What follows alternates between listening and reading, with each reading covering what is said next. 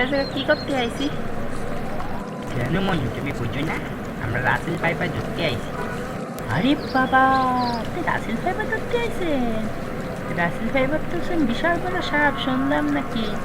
Rasel fibre ধরে করবেন নাকি? কেন আমি যে রাসেল পাইপার ধরে কোটিপতি হব, দেশের বাইরে যেয়ে ঘুরে বেড়াবো, তারপরে হচ্ছে কোটি কোটি টাকা কামাবো, এই বছর একটা রাসেল ফাইবারের সাপের দাম কত? ওস্তাদ, আপনি তো বলবেন কি করে যে এখানে রাসেল ফাইবার আছে? কেন তুই ভুলে গেছিস?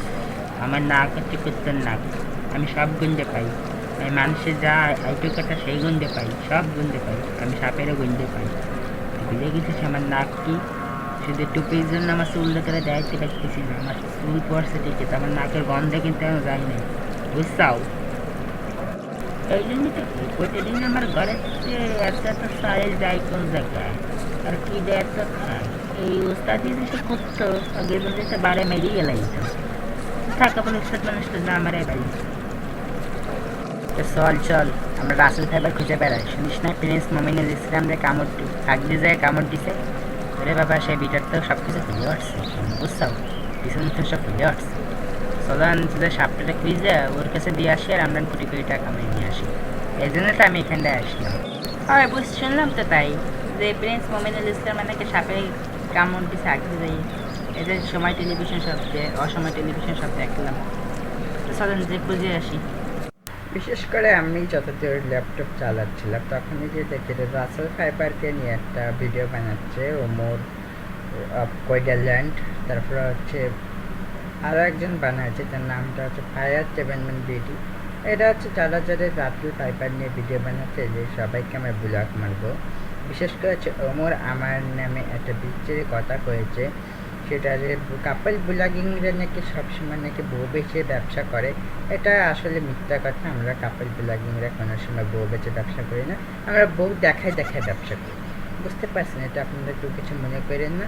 আমি ওমরের বিষয়টাও দেখছি, আমি সব ইউটিউবের বিষয়টাও দেখছি, রোস্টার বিষয়টাও দেখছি। বিশেষ করে হচ্ছে আমরা বউ বেচি তার কোনো বিষয় না, বউ হচ্ছে জাস্ট একটা অমূল্য ধন, আমাদের ব্যবসা করার মূলধন। এটা যে ধনটা যদি উড়াই দিই তাহলে মানে বলবল কাহিনী হয়ে যাবে। দয়া করে আপনারা রোগেশ্বর ওইসবে কান দেবেন না, যত কান দেবেন তত আপনাকে সমস্যা। একজন কমেন্ট করছে যে ভাইয়া আপনি বউ বেচে যে ধন মূল্য ধন সেটা বুঝলাম, তো আপনি কোন ধনের কথা বলতেছেন? নিচের ধন নাকি উপরের ধন? এই স্কিপ করে এই কমেন্টের উত্তরটা আমার কাছে নাই। আর একজন কমেন্ট করছে যে ওমর অফ সুইজারল্যান্ড যা বলেছে সব সত্যি বলেছে, যারা রোস্টাররা যা বলেছে সব সত্যি বলেছে। এসব সব ভুলভাল কথা ভাই, আপনি সব কেউ কান দিয়েন না, কেন ওরা যা বলছে সব সত্যি না।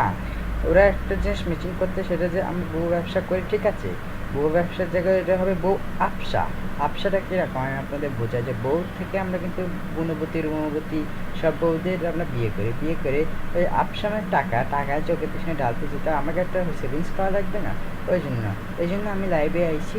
তাহলে সবাই ভালো থাকেন, সুস্থ থাকেন। আজকে আমি লাইভটা এখানে শেষ করি। আসসালামু আলাইকুম গাইস, ইস mister fire seven N BD. আপনারা সবাই কেমন আছেন? বরাবরের মতো একটা নতুন ভিডিও নিয়ে চলে আসলাম আপনাদের মাঝে। এটা আমার ইন্ট্রোটা আগেই দেওয়া উচিত ছিল, বিশেষ করে হচ্ছে যে কালকে আর আগের দিনের ভিডিও দিনে একটাই কারণে, যে হাতে কোনো কন্টেন্ট ছিল না, প্লাস আমার মাইক্রোফোনটা যে মানে হেডফোন দিয়ে আমি যেটা রেকর্ড করতাম ওটা একটু সমস্যা হয়ে গেছে। ওই জন্য আমি ভিডিও বানাতে পারি না। আমি সেই যখন মেন যে বড় যে গেমিং যে মাইক্রোফোন ওটা আমি কিনে নিয়ে এসেছি। কালকে খুব বিশাল বড় একটা কাহিনী ঘটছে আমার সাথে, সেটা আমি আপনাদেরকে বলতেছি। যে যখন আমি এটা যখন কিনতে যাই তখন রাত 8টা 8:30টার সময় আমি বেরোয় হচ্ছে আমার বাসা থেকে বেরোয় আমি একটু মার্কেটের দিকে যাই। এই কাছে একটা মার্কেট আছে, ওখানে ভাবছিলাম মনে হয় পেয়ে যাবো আমরা। আমি গেছিলাম আর আমার এক বড় ভাই গেছিলো, দুইজন আমরা গেছিলাম। নামটা হচ্ছে তার না বলি। তারপর হচ্ছে যে যখন আমরা সব জায়গা ফুল মার্কেটটা ঘুরছি, ঘোরাফেরা করে আমরা মাইক্রোফোনটা পাচ্ছিলাম না যে কোন মাইক্রোফোন আমরা চুজ করব। তারপর হচ্ছে আমার ভাই বললো যে তুই বরং ওই ভাই বলছে তুমি বরং মার্কেটে যেয়ে বরং তুমি এটা কেন। তা আমার তো সহ্য হচ্ছে না, কেন অলরেডি আমাকে একটা ভিডিও বানানোর একটা পরিস্থিতিতে আমি চলে এসেছি, কেন আমার একটা ভিডিও কন্টেন্ট আমি কিন্তু তখন পেয়ে গেছি না হাতে। এখন ভাবেন ওটা নিয়ে ঘাটাঘাটি করতে করতে করতে করতে আমার সারা রাত আমার মানে 10, 9, 8:30টার সময় বেরিয়েছে, রাত 10টার সময়। এর ভিতরে হচ্ছে মেন কাহিনীটা ঘটছে, সেটা হচ্ছে যে আমি আপনাদের বলতেছি। যখনই বাসার দিকে আমি ফিরতে যাচ্ছি তখন হচ্ছে আমাদের এই লাইন, আমি যেই দিকে থাকি সেই দিকটা হঠাৎ করে কারেন্টটা চলে যায়। এবার কারেন্টটা চলে গেলে চলে গেলে তখন আমরা আর যে পথ দিয়ে আমার আসার কথা সেটা হচ্ছে আরেকটা পথ দিয়ে আমি আসতে চাইছিলাম, সেটা না করে আমরা আরেকটা পথ দিয়ে যাই। যখন আমার বাড়ির সব দিক থেকে আসা চাই, সেইখান থেকে যখন আমি আরেকটা পথ যখন ধরি সেখানটা আবার কাহিনী যখন আমি নেক্সট ডে যে আরেকটা রোডে দেখি ওইখানে কারেন্ট নাই, কেন ওটা আর আমাদের একই ফেসে যখন আসতে গেছি তখনই একটা মূল কাহিনী ঘটছে আমার সাথে, যে আমার ভাই আবার খুবই কুকুরে ভয় পাই। আমি একটা হালকা পাতলা কুকুরে ভয় পাই নাকি বলতে আমি বেটা মানুষ আছে, কুকুরে আবার ভয় পাবো কেন? কুকুরের শোনেন সব ভয় পাই আমি, মানুষদের বেশি ভয় পাই না, বেশি পাই হচ্ছে কুকুরদের ভয়। কেন কুকুররা যে একটাবার কামড় দেয় আপনার 14টা ইঞ্জেকশন নাবিতে দেওয়া লাগবে, আর মরার চান্স কিন্তু 100 এটা হচ্ছে মানে এসে এবারে ভাইয়া হচ্ছে অতিরিক্ত ভয় পাইছে। আমি অনেকে বলতে পারেন কিসে ভয় পাইছে, অতিরিক্ত কিসে ভয় পেয়েছে। তখনই আমরা যখন যে পাশটা আসতেছিলাম তখনই হচ্ছে ওইখানটায় একদল কুকুর বসে রয়েছে, আমরা সেটা খেয়াল করি না খেয়াল করার কারণে ওই যেই দল কুকুর ওই দল হুট করে আমাদের উপর হামলা করলে ওই ভাই করছে কি আমার আগে ঠেলে দিচ্ছে, তুমি ওটা করো আমার কভার দাও। না ভাই আমার তো কুকুর ভয় লাগে, আর না আপনি কি করবেন? তখন এইখানটায় কয়েকটা আঙ্কেল ছিল বলে আমরা বাঁচছিলাম। এর ভিতরে আবার একটা কাহিনী ঘটছে যে আমরা আর একটা পথ দিয়ে আসতেছিলাম আমার বাসার দিকে, মানে ওই জায়গায় চ্যাপ্টারটা বাদ চলে গেছে।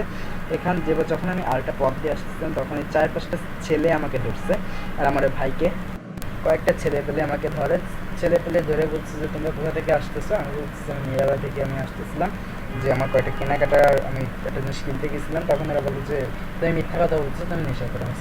আমাকে দেখলে কি আপনার মনে হয় যে আমি নেশা করি?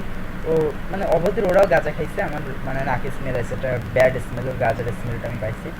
ও আমি বুঝছে কি সরি ভাই আমি ইচ্ছা করে ওটা মানে আমরা ভুল করে পথে চলে আসি। ওই সময়টা উনিরা প্রায় আমাদের মানে একটা ঝামেলা প্যারাই দেওয়ার চেষ্টা করতেছিল ওরা, যে আমাদের কাছে যে আমার অলরেডি 1000 টাকা ছিল যে আমি কিনবো, যে 1000 টাকা আমার আরও লাগছে এই হেডফোনটা কিনতে। আমার কাছে 1000 টাকা তখন ছিল। 1000 টাকা থাকলে হয়েছে কি যে ওরা যখন এই টাকাটা আমার দেখছে, যে যখন আমি কিনতে গেছি ওরা আমার কাছে দেখছে যে 1000 টাকা আছে, টাকাটা আমার মেরে দেওয়ার চিন্তা ভাবনাটা করতেছিল। যখন টাকা মেরে দেওয়ার চিন্তা ভাবনা করতেছে তখনই আমার ভাই বলতেছে যে এখান থেকে চলে আসো তারপর কোনো মতে বেঁচে যখন বাসায় ফিরলাম তখনই আজকাল রিক্সাওয়ালারাও খুবই মানে বিচ্ছিরি টাইপের ওদের ল্যাঙ্গুয়েজ হয়েছে। কি যখন বাসায় ফিরতেছি তখন একটা রিক্সাওয়ালা আমার গায়ে চেপে মানে লাগাই দিলে হচ্ছে এটা কি আপনার মানে দেওয়ার জায়গা, পার্কিং করার জায়গা? উনিও বলতেছে যে তুমি এত বুঝো কেন, মানে ঝাড়িমারি কথা বলছে। আমি উনির সাথে এরকম তর্ক বিতর্ক করি না, কেন যে যে মানে মূর্খ লোকের সাথে তর্ক করা ঠিক না। আমি ওখান থেকে চলে আসার পরে আমি কালকে যে আমার সাথে যা ঘটছে তো এভরিওয়ার অনেক কিছু ঘটে গেছে আমার লাইফে। আমি এতবার এরকম কোনোদিন ঘটে না, একটা মাইক্রোফোনের জন্য আমি অলরেডি আমার জান প্রাণ প্রায় বেড়ে গেছে। তাহলে আজকের মতো সবাই এইটুকু ভালো থাকেন, সুস্থ থাকেন। আর ভিডিওটা কতটুকু ভালো হয়েছে দয়া করে কমেন্টে করেন। আর একজন তো আনসাবস্ক্রাইব করে দিছে, তাকে আমরা কিছু বলার নেই, দেখা যায় কতটুকু ভিডিও ফানি করতে পারছি। তো সবাই ভালো থাকেন, সুস্থ থাকেন, আল্লাহ হাফিজ।